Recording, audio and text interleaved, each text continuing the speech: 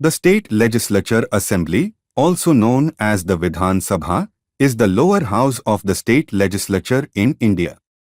It is responsible for making laws, approving the budget, and holding the state government accountable. Background: Article 172 of the Indian Constitution deals with the establishment and powers of the State Legislature Assembly. The article states that the Assembly shall consist of not more than 500 members and shall be elected by the people of the state. Powers: 1. Article 173. The Assembly has the power to make laws on matters listed in the state list. 2. Article 174. The Assembly has the power to approve the budget and financial statements. 3. Article 175. The Assembly has the power to exercise control over the state executive. 4. Article 176. The Assembly has the power to regulate its own procedure. Duties: 1. Article 177. The Assembly shall ensure that the laws are made in accordance with the Constitution. 2. Article 178. The Assembly shall ensure that the budget is approved in a timely manner. 3. Article 179. The Assembly shall ensure that the state executive is held accountable.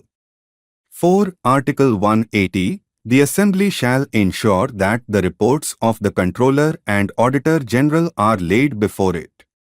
Key responsibilities: 1. Lawmaking, Article 173. 2. Budget approval, Article 174. 3. Executive control, Article 175. 4. Procedure regulation, Article 176. 5. Ensuring constitutional compliance, Article 177. Challenges: 1. Political pressures, Article 172. 2. Complex legislative process, Article 173.